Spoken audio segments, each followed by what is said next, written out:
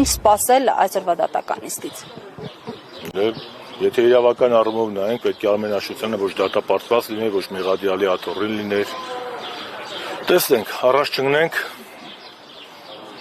տեսնենք ինչ կլինի, բնականաբար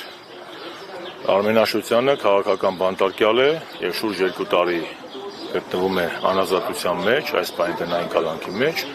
եւ ես կրկնում եմ, որ իրավական գործընթաց կիրառելու դեպքում Արմենաշությանը պետք է եւ մեղադիալի կարգավիճակ չունենա եւ նաեւ այլ խափանման միջոց, բայց դա դատարանի որոշումն է, ես չեմ ուզում հիմա առաջանում եւ դրա մասին խոսել։ Պարոն Շարմազան, իմպիչմենտի գործընթացը փաստորեն մտնում է գործնական փուլ, ձեր ակնկալիքները որոնք են եւ հնարավոր է արդյոք մինչեւ ընտրությունները կոնկրետ հասնել ինչ-որ արդյունքի։ Տեսեք, ակնհայտ է, որ Նիկոլ Փաշինյանը կործանում է Հայաստանի 3-րդ հանրապետությունը։ Կործանում է ոչ միայն 3-րդ հանրապետությունը, այլ նաև ազգային ինքնության հիմքերը, եւ պատահական չի, որ նա այս վերջին մեկ շաբաթվա ընթացքում ինքը եւ իր ամբողջ թիմը հարձակում են սկսել Հայաստանյան ծառայական եկեղեցու վրա եւ նրա հայրապետի։ Սա պատահական չի։ Սա հարձակում է հայ ինքնության, հարձակում է հայոց պատմության, հարձակում է հայ ազգի նկատմամբ։ Եվ յուրաքանչյուր իրեն հայ համարող ու առաքելական համարող մարդ պետք է կանգնի կաթողիկոսի եւ վեհափառի, վեհարանի եւ մեր եկեղեցու կողքին։ Նիկոլ Փաշինյանը ով է, որ ինքն է առաջարկում կամ պնդում, որ վեհափառը պետք է հրաժարական տա։ Մեր եկեղեցին Սուրբ Թադևոս եւ Բարդուղիմեոս առաքյալների կողմից տեսված Քրիստոսի եկեղեցին է, կաթողիկոսը գտնվում է լուսավոր ճիգահին, կաթողիկոսը աստծոյցիալ է անկախ իր անձից եւ Նիկոլ Փաշինյանը ով է։ Նիկոլ Փաշինյանը ցանկանում է մեր եկեղեցին դարձնել աղանդավորական եւ ուզում է աղանդավորականներով այդ աղանդավորական շարժումները մատենց էլի։ Սա ոչ Պավլիկյան շարժում է, Նիկոլ Փաշինյանը նոր Պավլիկյան շարժում ունի, բայց մենք տեսանք Պավլիկյանների հետ Թոնդրակյաններն ինչ տխուր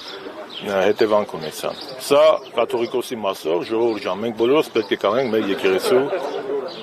հետ պետք անենք, որովհետև այո մենք եկեղեցին դա հավատավոր ժողովուրդն է։ Իսկ Նիկոլ Փաշինյանը կոչ անում, չեմ կարծում որ որևէ հավատավոր քաղաքացի նրա կոչին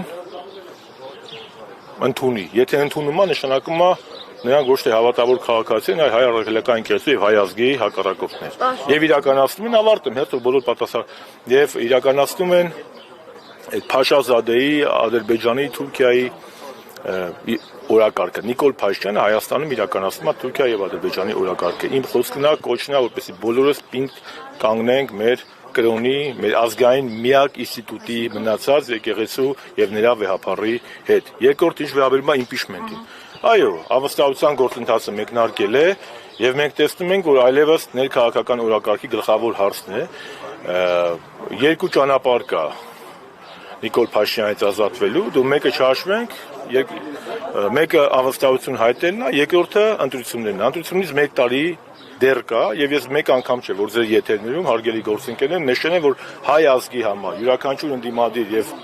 սրտացավ քաղաքացու համար մեծ շռայլություն կլինի, սпасել մինչեւ հունիսի ընտրությունները, թե 1 տարվա ընթացքում Նիկոլ Փաշինյանը ել ինչա հանձնելու։ Պես ընթացքում մենք պետք է իրականացնենք անվստահության գործընթաց։ Սա ոչ թե նոր վարչապետ ընտրելու գործընթաց է, դրա վրա չպետք է կենտրոնանանք։ Սա վարչապետին անվստահություն հայտնելու գործընթաց է,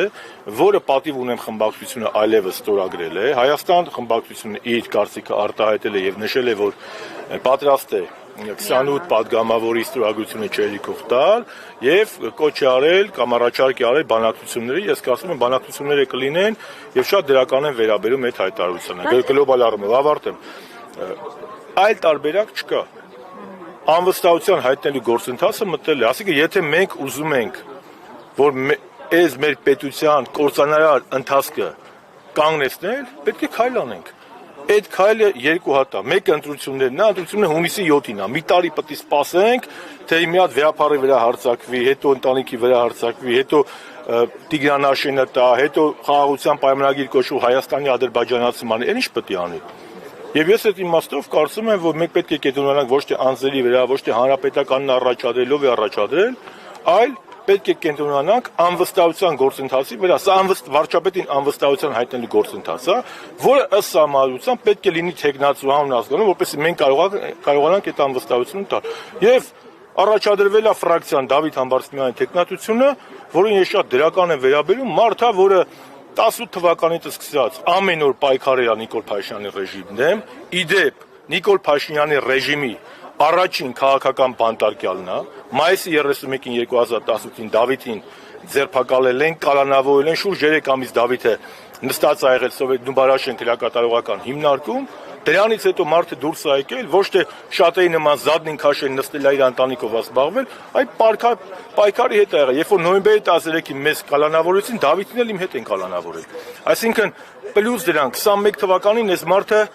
հաղթել է ընտրություններում Մասիսի քաղաքապետի, ում է հաղթել, Նիկոլի ՔՊ-ին է հաղթել։ Հիմա մեզ պետք է այս առհասարակ, այս անվստահության գործընթացը նպատակին հասնելու համար թեկնածու, որը A. ունի փորձ, B.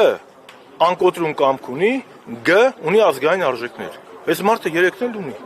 Պարոն Շարմազանով ԿՊ-ից ասում են, որ մեզ ավելի լավ լավություն, քան հենց Դավիթ Համբարձումյանի թեկնածությունը առաջադրելը չեն կարող անել, ու տեսանյութեր են հրապարակում,